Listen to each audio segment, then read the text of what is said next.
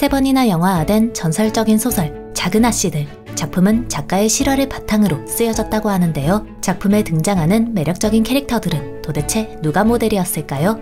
또 작품이 출간된 1800년대 당시에는 여성이 글을 쓰는 것을 부적절하게 생각했다고 하는데요. 작가는 어떤 삶을 그리고 어떤 사람들 사이에서 살았기에 당시에도 그토록 위대한 글을 쓸 수 있었던 걸까요? 지금부터 가족을 지키고 싶었던 여인 작은 아씨들 속 주인공 조의 실제 모델 루이자 메이 올컷의 이야기 속으로 들어가 보겠습니다. 1832년 11월 한 남자는 친구에게 기쁜 소식을 전하기 위해 숨을 헐떡이며 달렸습니다. 기다리던 둘째 딸이 드디어 태어났기 때문이죠. 부모님은 아이의 이름을 루이자라고 지었습니다. 루이자 메이 올컷은 미국 펜실베이니아의 시골 마을에서 태어났습니다. 루이자의 부모님은 집에서 학교를 운영했는데요. 덕분에 루이자는 학교에서 수업하는 소리, 아이들이 떠드는 소리를 들으며 자랄 수 있었죠. 어린아이들의 배움과 웃음이 끊이지 않는 곳. 어머니는 부모님께 자신이 사는 곳을 작은 낙원이라고 표현했습니다. 2년 동안은 정말 그러했습니다. 루이자의 아버지 브런스는 어린 시절 어머니가 모래에 쓰는 글자를 보며 글을 익혔습니다. 농장에서 자란 브런스는 학교에 다니지는 못했지만 배움의 뜻이 컸고 결국 대학 교육을 받기 위해 가정교사로 일하며 돈을 벌기로 결심했습니다. 그러던 중 남쪽 뉴잉글랜드에서 젊은 남자들을 가정교사로 뽑으려 한다는 소식을 들었고 그는 친절한 선장의 배려 아래 뉴헤이븐에서 노퍼까지 가는 배에 올랐습니다. 새로운 곳에 처음 도착했을 때 브런스는 선장에게 빚진 뱃삭을 갚기 위해 학교를 알아보기보다 직장을 구하는 것에 집중했습니다. 그러던 중 브런스는 뜻밖의 자신에게 영업 재능이 있다는 것을 알게 되었고 영업으로 번 돈으로 뱃삭을 한 번에 갚았죠. 빚을 모두 갚은 브런스는 곧 교사로 일하기 위해 학교를 찾기 시작했습니다. 그러나 그 시절 브런슨의 마음에 드는 좋은 학교는 거의 없었습니다. 당시엔 너저분한 오두막에 야생돼지들이 거칠게 뛰어다니는 곳들을 학교라고 불렀고 브런슨은 이대로는 아이들을 가르칠 수 없겠다고 판단, 다시 영업일에 뛰어들었습니다. 파란 눈에 바른 품성 이상의 매력을 지닌 브런슨은 어딜 가나 사랑받았고 많은 이들은 브런슨과 친하게 지내기를 원했습니다. 브런슨은 영업일을 통해 대단히 많은 돈을 벌었고 그만큼 사치도 즐겼는데요. 한 계절에 벌어들인 수입을 모두 새 옷을 사는 데 쓸 정도였다고 하네요. 하지만 브런슨은 돈보다 주변 사람들, 특히 종교에 무관심한 주변 농장주들에게 관심을 가졌습니다. 그리고 그들을 위해 그들의 아이들을 교육하고 싶다는 뜻을 품었죠. 그렇게 브런슨은 작은 학교에서 교사 일을 시작했는데요. 교사 일을 하던 중 세뮤얼 메이 목사의 여동생 아바 메이를 알게 됐고 사랑에 빠진 두 사람은 결혼한 뒤 지인의 도움을 받아 학교를 열었습니다. 하지만 둘째 루이자가 태어나기 얼마 전 두 사람을 굳건히 지지해주던 지인은 세상을 떠나고 말았고 교육 외에 현실적인 문제를 다루는데 어려움을 겪던 두 사람은 결국 학교를 닫아야만 했습니다. 루이자가 아직 꼬꼬마이던 당시 루이자는 연못 가장자리에 서 있다 미끄러져 연못에 빠지고 말았습니다. 루이자는 그때 숨이 막혀 발버둥치며 죽을지도 모른다고 생각했고 그렇게 힘없이 서서히 아래로 가라앉았는데요. 그때 웬 낯선 존재가 단단한 발로 루이자를 끌어당겼습니다. 루이자는 덕분에 안전하게 구조되었고 목숨을 구했죠.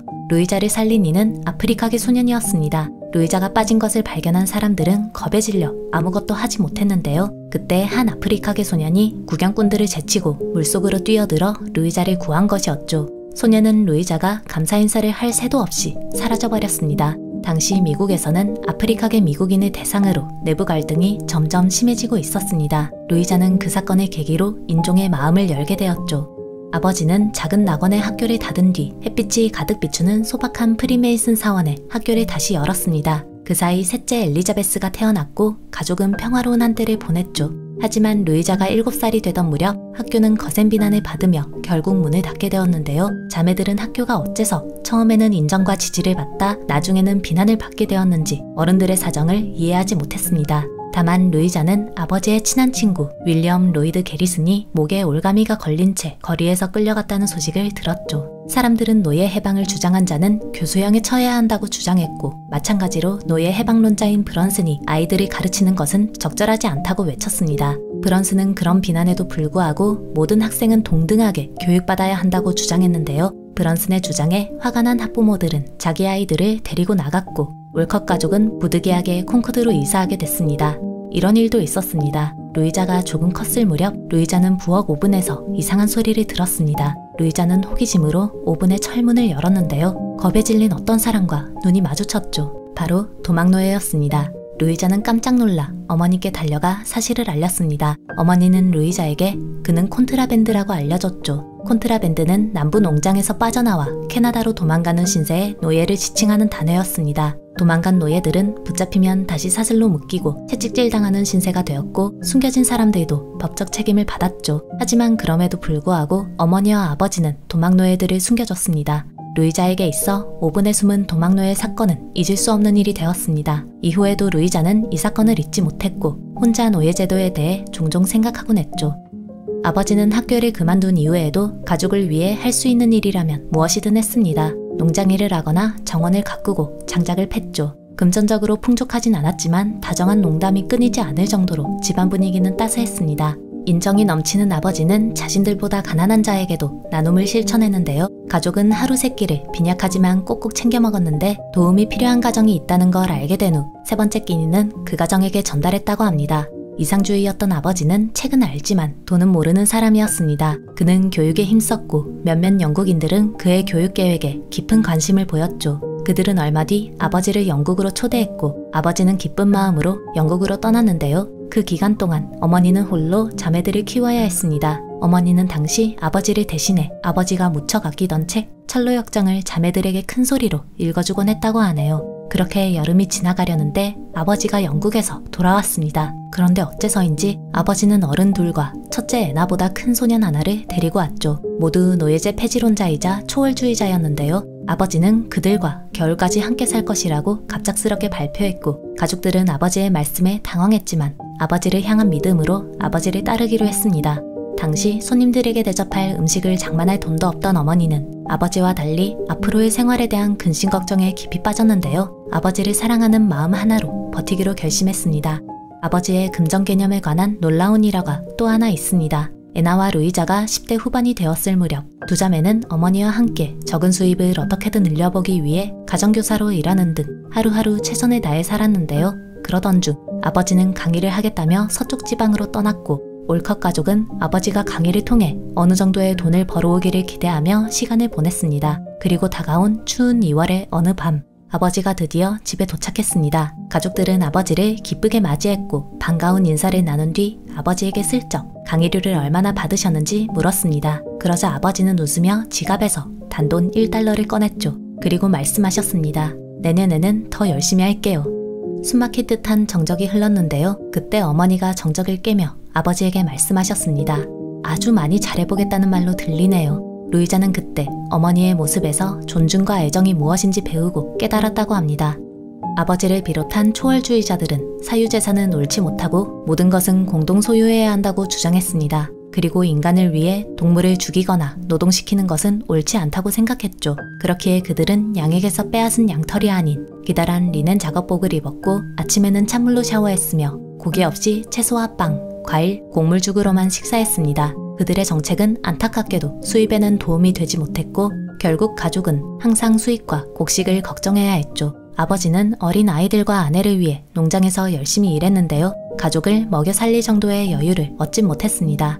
그렇게 힘겨운 하루하루를 보내던 어느 날 동료 찰스 레이는 아버지에게 충격적인 소식을 전했습니다. 다름 아닌 자신들의 계획은 잘못되었다는 것이었죠. 곧이어 찰스 레이는 옆마을 쉐이커 교단에 대해 이야기를 시작했습니다. 강 건너에 자리 잡은 쉐이커 교인들은 소박한 집과 널찍한 과수원, 밭을 소유한다고 하는데요. 그들은 아버지네 계획과 마찬가지로 재산을 공동으로 소유하고 일도 함께 나눠서 한다고 합니다. 다만 아버지네와 다른 점이 딱 하나 있었는데 바로 가족이라는 개념이 없다는 것이었습니다. 쉐이커인들은 남성과 여성은 각기 다른 건물에서 생활했고 결혼을 하지 않았으며 그들이 낳은 아이는 정부가 공동으로 키웠습니다. 쉐이커 교인들의 생활에서 아이디어를 얻은 찰스 레이는 아버지에게 자신들도 쉐이커 교인들의 마을로 건너가자고 설득했습니다. 그리고 찰스 레인의 말을 곁에서 듣고 있던 네 자매는 그의 제안에 말 그대로 기겁했죠. 자매들이 지금까지 궁핍한 생활에도 행복감을 느낄 수 있었던 이유는 부모님의 따뜻한 사랑과 보살핌이 있었기 때문이었습니다. 애나와 루이자는 찰스 레인의 말을 들으며 그 마을 아이들이 과연 정말로 행복할지 궁금했습니다. 루이자는 아이들이 울 때 누가 달래줄까? 어머니처럼 아이들을 자신의 일부라 느껴줄 사람이 있을까? 생각했죠. 어머니 또한 찰스 레인의 말에 기겁했는데요. 차마 강하게 반대하지 못하고 갑갑한 마음으로 아버지의 선택을 그저 지켜볼 따름이었습니다.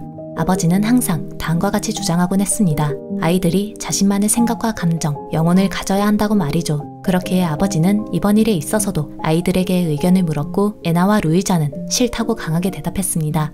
어린 엘리자베스와 메이는 울면서 아버지에게 매달렸죠. 이후 아버지는 찰스레인과 몇 번의 언쟁을 거쳤고 마지막에는 가족들을 선택했습니다. 가족은 그렇게 무사히 계속해서 함께 지낼 수 있게 되었는데요. 다만 아버지는 자신의 계획이 실패했다는 생각에 크게 상심했고 그 때문인지 몸이 대단히 허약해졌습니다. 루이자는 이 사건을 계기로 가족의 소중함을 다시 한번 깊이 깨달았다고 하네요. 루이자의 나이 당시 고작 11살이었습니다. 아버지가 학교를 운영하던 루이자가 아주 어리던 시절 루이자는 아버지의 친구를 만났습니다. 그는 미국의 사상가이자 시인 랄프 왈도 에머슨이었죠. 온화한 인품으로 한결같이 루이자의 가족을 돕던 에머슨은 쉐이커 교인의 마을로 이사가지 않은 올컷 가족을 이번에도 도왔습니다. 가족들은 에머슨의 도움을 받아 콩코드로 이사오게 되었는데요. 이사하며 루이자는 처음으로 자기 방을 가지게 되었고 헛간이라는 장소도 얻었습니다. 루이자는 헛간에서 연극을 열 생각으로 희곡지필에 몰두했는데요. 로드리고 공작이라는 캐릭터를 만들어 공주를 구하는 공작의 이야기를 썼습니다. 자매들은 연극을 위해 소품을 직접 제작했고 막이 오른 뒤에는 배우로서 열연하기도 했죠. 공연을 관람한 이웃들은 자매들을 향해 열렬히 박수쳤고 루이자는 이때의 경험을 통해 배우 혹은 작가라는 직업에 관심을 가지게 되었습니다. 한편 에머슨은 루이자가 책 읽기를 즐긴다는 것을 눈치챘고 루이자에게 자신의 집 서재에 마음껏 드나드는 것을 허락했습니다. 덕분에 루이자는 에머슨 서재에 있는 책들을 마음껏 읽으며 학문을 깊이 탐구할 수 있었습니다. 이때 루이자는 괴테를 알게 되었고 한 여자아이가 괴테를 향한 애정과 존경심을 담아 쓴 책을 읽게 되었습니다. 그리고 그 책을 계기로 에머슨에게 애정을 품기 시작했다고 하네요. 물론 세월이 지나며 이성적 애정은 사라졌고 그 자리에 존경이 자리 잡았습니다. 에머슨은 루이자의 재능을 일찍이 눈치챘습니다. 그렇기에 자신들의 아이들을 가르칠 교사로 브런슨이 아닌 루이자를 선택했고 루이자는 에머슨의 자녀 앨런 에머슨을 직접 가르쳤죠. 앨런은 선생님인 루이자를 동경했는데요. 루이자는 그런 앨런을 위해 동화를 몇 편 써줬습니다. 루이자는 한때 공작의 이야기를 쓰며 상상의 나래를 펼쳤지만 여러 작품을 집필하며 점점 이야기를 현실적으로 쓰게 되었죠. 루이자의 글을 읽은 아버지는 그 글을 출판사에서 일하는 친구에게 보여줬습니다. 다행히 친구는 루이자의 글을 좋아했고 곧바로 출판을 결정했죠. 문학계에 있어 대단한 사건은 아니었지만 루이자에게는 충격적인 사건이었습니다. 그렇게 루이자는 처음으로 작가로서 인정받기 시작했습니다. 몇 년 뒤 아버지는 또 한 번 루이자의 작품 중 하나를 골라 잡지사 편집장인 친구에게 보냈는데요. 안타깝게도 그 친구는 다음과 같이 말했다고 하네요. 루이자에게 가르치는 일을 계속 하라고 하게. 그 아이가 작가가 될 일은 없을 거야. 하지만 대담한 루이자는 아버지 친구분의 말씀에 다음과 같이 다짐했습니다. 난 교사 일을 그만두고 작가가 될 거야. 아버지 친구가 운영하는 잡지에 글을 쓰겠어. 아버지와 마찬가지로 인정이 넘치던 어머니는 힘든 일을 겪는 이웃을 찾아 도움의 손길을 건네곤 했습니다. 그러던 어느 날 대단히 지저분하게 방치된 한 교회 집사의 집을 방문하게 되었고 어머니는 그 집에서 성홍열에 전염됐죠. 그리고 어린 메이와 엘리자베스도 어머니를 통해 병이 옮았습니다. 메이는 성홍열을 가볍게 이겨냈지만 평소 몸이 약하던 엘리자베스는 건강이 위태로워질 정도로 크게 앓기 시작했습니다. 그때 루이자는 가족들로부터 독립해 보스턴에서 지내고 있었는데요. 엘리자베스가 위독하다는 소식에 곧바로 집으로 달려왔고 엘리자베스를 지극정성으로 간병했습니다. 다행히 엘리자베스는 가족의 사랑으로 고비를 넘겼습니다. 그리고 루이자는 무거운 마음으로 다시 집을 떠났죠. 하지만 몸이 약한 엘리자베스에게 있어 성홍열은 완전히 치료된 것이 아니었습니다. 몇 달이 지난 무더운 6월, 루이자는 엘리자베스가 다시 한번 위독하다는 소식을 들었고 곧바로 집으로 향했습니다. 그리고 마주한 엘리자베스의 얼굴을 바라보며 어쩌면 이번에는 정말로 회복하기 어려울지도 모른다고 직감했죠. 가족들은 엘리자베스의 건강을 위해 지금까지 생활하던 월포를 떠나 다시 콩코드로 돌아가기로 결정했습니다. 마침 콩코드에 낡은 집이 하나 매물로 나와 있어 가족들은 헐값에 그 집을 구매할 수 있었죠. 애나와 루이자는 짐을 싸며 이사를 도왔고 어머니와 엘리자베스는 보스턴에서 머물며 몸을 관리했습니다. 그 집은 올컷 가족이 구매하기 전부터 오처드 하우스로 불렸는데요. 주변에 과일나무가 많기 때문이었습니다.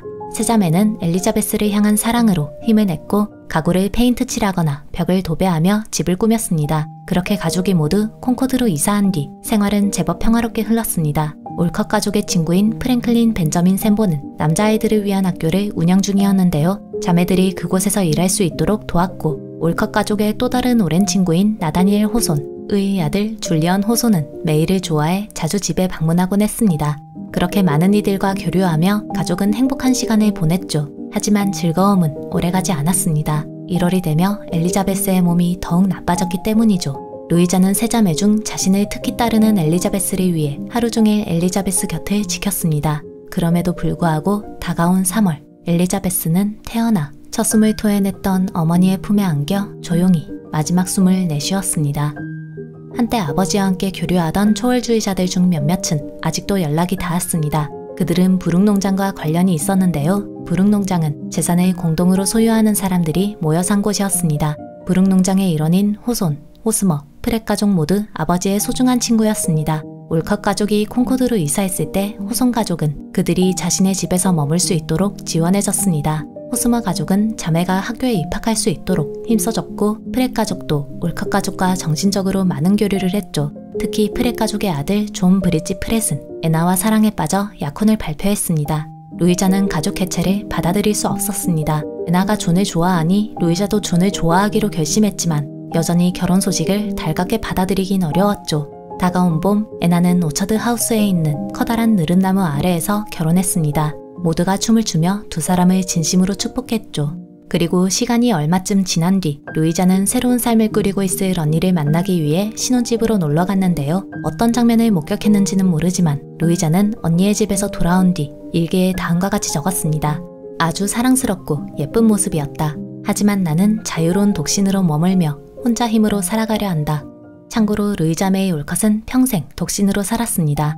1861년 남북전쟁이 일어났습니다. 많은 이들은 전쟁 초반에는 치열하게 싸우다가도 승패가 곧 날 거라 생각했는데요. 예상했던 것보다 전쟁은 길어졌고 결국 4년간 지속됐습니다. 남북전쟁의 배경에는 여러 이유가 있었는데요. 그중 하나는 노예제도였습니다. 루이자는 어린 시절 오븐 속에서 도망노예를 봤을 때부터 노예제도를 향한 분노를 품고 있었습니다. 그리고 힘세고 건강한 젊은이들이 전쟁터에서 목숨을 잃는 것에 절망감을 느꼈죠. 마침내 루이자는 고민 끝에 자신 또한 전쟁에 참여하기로 결심했고 간호병으로 자원했습니다. 그렇게 다가온 12월, 워싱턴. 루이자는 간호병으로서 새로운 삶을 맞이했습니다. 병원에서의 삶은 오처드 하우스에서의 삶과 대단히 많이 달랐습니다. 루이자는 맛없는 밥과 커피를 제공받았고 더럽고 악취나는 곳에서 자야 했죠. 루이자의 첫 일은 병원으로 실려온 부상병들을 씻겨주는 것이었는데요. 병사들은 흙에 뒤덮여 누가 누구인지도 모를 상태였습니다. 며칠 동안 밤낮으로 일했기 때문일까요? 루이자의 몸은 점점 아파왔습니다. 하지만 루이자는 몸 상태에 연연하지 않았고 자신이 선택한 생활을 즐겼습니다. 이제 겨우 12살이 된 병원에서 가장 어린 환자인 빌리와도 친해졌는데요. 빌리는 비록 12살이지만 군인이었고 친한 친구 키트를 전쟁터에서 잃어 정신적으로도 많이 힘들어하는 상태였죠. 빌리는 한밤중에 키트와 노는 꿈을 꾸다 깼다며 종종 흐느껴 울곤 했는데 루이자는 그런 빌리를 달래며 생각에 잠겼습니다. 슬픔은 계속됐습니다. 남편이 입원한 아내들은 병원을 찾았고 남편의 상태를 보고 그가 곧 죽을 것임을 깨달았죠. 하지만 단 한 명의 부인은 그걸 알지 못했는데요. 평소대로 병원을 찾았다 남편의 침대가 비어있는 것을 보고 놀랐습니다. 놀란 부인이 간호병들에게 남편이 어디로 갔냐고 묻자 다리를 절뚝거리던 한 아일랜드계 부상병은 부인에게 다정하게 말했습니다. 당연히 더 좋은 침대로 옮겼어요. 만나게 해드릴 테니 함께 가시죠.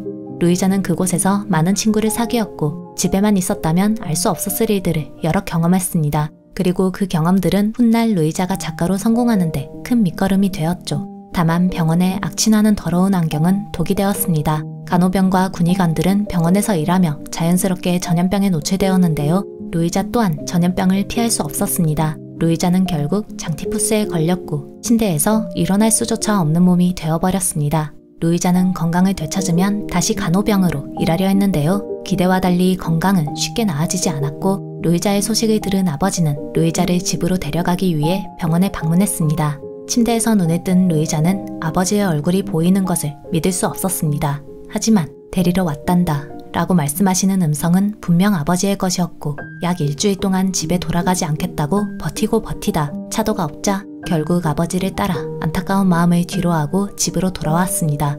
하지만 루이자는 병원 침대에 누워있던 순간에도 의미 있는 시간을 보냈습니다. 당시 대단히 역사적인 일이 벌어졌기 때문이었죠. 에이브라임 링컨이 노예 해방령을 선언했고 기쁨에 찬 아프리카계 미국인들은 거리를 행진하며 영광 할렐루야를 노래했습니다. 루이자는 병원 침대에 앉아 그들의 얼굴을 바라보며 자신의 머리와 마음속에 남아있던 도망노예들의 모습을 떠올렸습니다. 그리고 그들을 이제는 잊을 수 있겠다고 생각했죠. 루이자는 병원에 있는 동안 가족들에게 꾸준히 편지를 썼습니다. 자신이 경험한 많은 일들을 소상히 적었는데 마침 커먼웰스 신문사의 기자 샘본이 루이자가 쓴 편지를 읽게 되었고 그 편지를 모아 병원 스케치라는 제목으로 신문에 실기로 결정했습니다. 병원 스케치는 기대했던 것보다 더 많은 사람들의 사랑을 받았습니다. 대중의 관심에 힘입어 커먼웰스는 루이자에게 더 많은 글을 써달라고 부탁했고 간호병으로 다시 돌아가고 싶던 루이자는 건강이 쉽게 나아지지 않는 현실에 마침내 간호병을 향한 마음을 접고 글을 다시 쓰기 시작했습니다. 다만 병원 스케치 같은 실생활의 바탕을 둔 이야기가 아닌 상상력으로 이야기를 펼쳤는데요. 이야기가 만족스럽지 않아 중간에 갑작스레 연재를 중단했다고 하네요. 이에 관해 루이자 메이 올컷의 전기, 고집쟁이 작가 루이자를 쓴 작가 코넬리아 매그스는 다음과 같이 말했습니다. 자신의 강점이 상상력이 아닌 현실을 전하는 데 있음을 알았으면 좋았을 텐데 그 사이 남북전쟁은 남북은 항복 소식과 함께 드디어 끝이 났습니다. 올컷 가족은 집으로 돌아가는 군인들이 지치지 않도록 그들이 먹을 자두 케이크와 레모네이드를 준비했고 군인들은 오처드 하우스 앞에서 루이자와 함께 전쟁터에서 겪은 이야기를 나누었습니다. 오처드 하우스에서 쉼을 얻은 군인들은 다시 길을 떠날 때 루이자를 향해 다 함께 환호성을 외쳤는데요. 전장에만 영웅이 있는 것이 아니라는 사실을 알았기 때문이었죠. 루이자의 작가 요정은 루이자의 곁을 떠나지 않았습니다. 병원 스케치를 신문에만 두고 싶지 않았던 로버츠 브라더스 출판사는 병원 스케치를 책으로 출간하는 건 어떤지 루이자에게 제안했고 루이자는 곧바로 그들에게 원고를 보냈습니다. 그렇게 병원 스케치는 책으로 출간되었는데요. 신문에 실렸을 때보다 더 큰 인기를 누리게 되었죠. 루이자는 자신의 글이 여러 사람들에게 사랑받는 것을 바라보며 다시 한번 새로운 세상을 경험하기를 꿈꿨습니다. 그러던 중 기회를 하나 만났는데요. 바로 올컷 가족 친구에게 병약한 딸이 하나 있는데 그 딸의 유럽 여행에 간병인으로서 동행해달라는 제안이었습니다. 결코 쉬운 일은 아닐 테지만 루이자는 유럽이라는 말에 바로 제안을 수락했고 얼마 뒤 런던을 향하는 배에 올랐습니다. 루이자는 그렇게 영국, 독일 등 유럽 곳곳을 다니며 견문을 넓혔습니다. 특히 독일의 성을 관광하며 어릴 적 로드리고를 떠올렸고 자신이 상상했던 세상과 실제는 대단히 다르다는 것을 깨달았죠. 그리고 다짐했다고 합니다. 다시는 상상에만 맡긴 터무니없는 글을 쓰지 않겠어.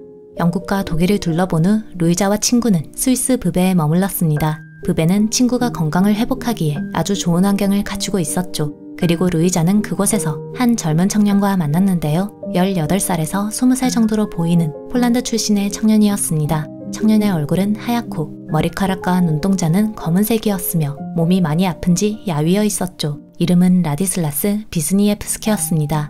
그는 나이는 어렸지만 폴란드 혁명을 통해 동기들과 맞서 싸우기도 했는데요. 그러다 감옥에 갇혀 폐에 심각한 병을 얻었고 아픈 몸으로 고향에서 추방당한 뒤 우선 건강부터 회복하자는 마음으로 스위스로 향했습니다. 루이자는 살면서 몇 번인가 청혼을 받은 적이 있습니다. 가족을 위해 결혼을 해야 하나 고민하기도 했는데요. 어머니가 루이자에게 그러지 말라고, 가족을 위해 자신을 희생하지 말라고 말려주신 덕분에 청혼을 거절할 수 있었습니다. 루이자는 연애할 기회도 몇 번인가 있었고 자신에게 사랑을 말하는 이들도 몇몇 있었지만 사랑이 어쩐지 우스꽝스러워 보여 차마 함께할 생각은 하지 못했습니다. 이에 관해 코넬리아 매그스는 루이자가 가정과 가족을 위해 일을 하느라 결혼을 생각할 여유가 없었을 것이라고, 또 루이자는 결혼 생활을 하기에는 독립적인 삶을 대단히 사랑했다고 평했죠. 그럼에도 불구하고 루이자는 라디슬라스와 함께하는 동안 낭만이라는 것을 느꼈습니다. 그를 향한 감정이 사랑은 아니었지만 우정에서도 낭만을 충분히 느낄 수 있다는 것을 알게 되었죠. 또 라디슬라스와의 애정을 통해 새로운 세상에 눈을 떴습니다. 라디슬라스는 훌륭한 음악가에 악기를 잘 다루는 재치 있으면서 솔직한 지혜로운 청년이었고 마음이 맞는 두 사람은 그렇게 스위스 브베에서 눈 덮인 산과 넓고 파란 호수를 배경으로 기분 좋은 만남을 2달 동안 이어갔습니다. 놀랍게도 루이자는 자존감이 부족한 편이었다고 합니다. 항상 자기 능력을 의심했고 큰 키를 불편하게 생각했다고 하죠. 하지만 라디슬라스는 루이자의 특별함을 알아줬고 루이자는 그로 인해 스스로를 향한 마음도 많이 열 수 있었습니다. 안타깝게도 특별한 관계는 오래가지 못했습니다. 루이자가 일정상 프랑스 니스로 떠나야 했기 때문이죠. 니스로 떠난 루이자는 라디슬라스가 그리웠습니다. 또 가족들도 보고 싶었죠. 루이자는 니스에서 엘리자베스의 짧은 생이 전한 아름다움과 용기를 생각했고 어쩌면 라디슬라스가 메이의 연인이 될 수도 있지 않을까 상상하기도 했습니다. 곧 루이자는 일정에 따라 파리로 발걸음을 옮겼는데요. 어째서인지 역에서 라디슬라스와 다시 한번 만났습니다. 놀란 루이자는 라디슬라스에게 어떻게 여기에 있냐고 물었는데요. 라디슬라스는 루이자가 파리에 갈지도 모른다고 말했던 것을 기억했고 그에 맞춰 몸을 움직인 것이라고 답했죠. 그렇게 루이자와 라디슬라스는 다시 한번 2주라는 시간 동안 함께했습니다. 다가온 헤어지는 날, 라디슬라스는 루이자를 향해 외쳤습니다. 우리는 다시 만날 수 없을지도 몰라. 루이자는 기침하는 라디슬라스를 보며 가슴이 철렁 내려앉았고 그렇게 두 사람은 이별했습니다. 출판사 로버츠 브라더스의 동업자이자 대표인 토머스 나일스는 오래전부터 루이자의 작품을 눈여겨봤습니다. 그리고 루이자와 만날 날만을 손꼽아 기다렸죠. 루이자가 미국으로 돌아오자 나일스는 루이자에게 적극적으로 다가갔고 여자아이들을 위한 이야기를 써달라고 부탁했습니다. 그해 루이자는 나일스의 제안을 거절하며 여자아이들에 대해 잘 알지 못하고 남자아이들을 더 좋아하며 잘 이해한다고 답했죠. 하지만 얼마 후 루이자는 자신의 생각을 번복할 수밖에 없었습니다. 가세가 점점 기울기 시작했고 돈이 절박해졌기 때문이었죠. 마침 루이자가 궁핍한 생활에 괴로워하던 때 나일스는 다시 한번 루이자를 찾아왔고 지난번과 똑같이 제안했습니다. 올컷 씨가 여자아이들을 위한 이야기를 써주면 좋겠어요. 결국 루이자는 나일스의 제안을 받아들였고 그에게 다음과 같이 덧붙이며 글을 쓰기 시작했습니다. 우리 자매들 말고 다른 여자아이들에 대해서는 잘 모르겠어요. 루이자는 자신의 일생을 그리고 사랑하는 이들을 책에 고스란히 담았습니다. 첫째 애나는 맥으로, 둘째인 자신은 조로, 셋째 엘리자베스는 그를 영원히 기리는 마음으로 엘리자베스 그대로, 넷째 메이는 에이미로 표현했죠. 부자이자 깐깐했던 행복 대고모도 작품 속 대고모로 살아났으며 자애로운 어머니도 어머니로서 살렸습니다. 또 루이자의 할아버지는 로리의 할아버지 로런스 씨로 등장시켰죠. 루이자는 인물은 물론 언덕에서 하던 놀이와 헛간에서 공연한 연극 등 자신의 인생 중 13살 무렵 보냈던 가장 행복했던 기억을 이야기로 펼쳤습니다. 아버지에 대해서는 어머니만큼 많은 내용을 담지 못했는데요. 이유는 어린 독자들이 아버지를 이해하기는 어려울 것이라 판단했기 때문이라고 합니다. 여자아이들이 있으니 남자아이 캐릭터도 만들어냈죠. 처음 루이자는 올컷 가정에 자주 놀러오던 소년 알프레드 휘트먼을 대상으로 두고 로리를 만들었다고 생각했는데요. 루이자도 초반에는 깨닫지 못했지만 로리의 진짜 모델은 라디슬라스였습니다. 음악을 좋아하고 악기에 재능이 있는 모험을 즐기고 선한 마음을 가진 소녀는 라디슬라스 그 자체였죠. 루이자는 집필하던 중 나일스에게 처음 12장 원고만 보냈는데요. 100발에 가까운 비혼의 남자 나일스는 정말 솔직하게 그 원고가 썩 마음에 들지 않았습니다. 그렇기에 책이 성공할지 걱정된다고 답장을 보냈죠. 하지만 루이자는 나일스의 편지를 무시한 채 쓰던 대로 과감하게 글을 계속 썼습니다. 루이자는 자신의 독자가 나이든 남자가 아닌 어린 소녀라는 것을 알고 있었던 것이죠. 그리고 출간 후 나일스는 작품이 미친 듯이 팔리는 현상을 바라보며 자신이 잘못 생각했다는 것을 깨달았습니다. 곧이어 이제는 여자아이들의 의견만 참고하기로 결정했죠. 작은 아씨들은 그야말로 선풍적인 인기를 얻었습니다. 루이자의 집에는 수많은 편지가 도착했고 몇몇 사람들은 루이자에게 사인을 받기 위해 루이자를 쫓아다녔습니다. 루이자는 매그의 약혼을 끝으로 1부 이야기를 완성했는데요. 독자들은 다음 이야기를 간절히 읽고 싶어 했고 그의 나일스는 루이자에게 이 편을 써보자고 제안했습니다. 후속작을 쓸 마음이 없던 루이자는 처음에는 나일스의 제안을 거절했습니다. 특히 루이자는 아이들이 결혼하는 걸 보고 싶어하는 독자는 없을 것이라고 짐작했다고 하네요. 하지만 나일스의 길고 긴 설득 끝에 루이자는 한 가지 조건을 걸고 다음 편을 쓰기 시작했습니다. 루이자가 내건 조건은 다음과 같았습니다. 누군가를 기쁘게 하려고 조와 로리를 결혼시키지는 않을 거예요. 그렇게 루이자는 11월부터 후속편을 쓰기 시작해서 새해 첫날 나일스에게 완성된 2편 원고를 보냈습니다. 2편 또한 1편만큼이나 대단한 호평을 받았는데요. 참고로 후속작을 쓸 때 루이자도 메이도 결혼을 하지 않은 상태였다고 합니다. 그렇게 루이자는 상상으로 이야기를 마무리해야만 했죠. 루이자는 2편을 통해 자신이 바라던 대로 메이가 유럽에서 공부하는 풍경을 그렸고 메이와 라디슬라스가 결혼하는 장면을 넣었습니다. 마지막으로 루이자는 이야기의 마무리를 아버지의 꿈으로 지었습니다. 이야기 마지막에 조가 세우는 부모님의 보살핌을 받지 못하고 부모의 손에서 자랐거나 가난하여 정식 교육을 받지 못한 소년들을 위한 학교는 아버지가 늘 꿈꿔왔지만 실행에 옮기지 못한 학교였습니다.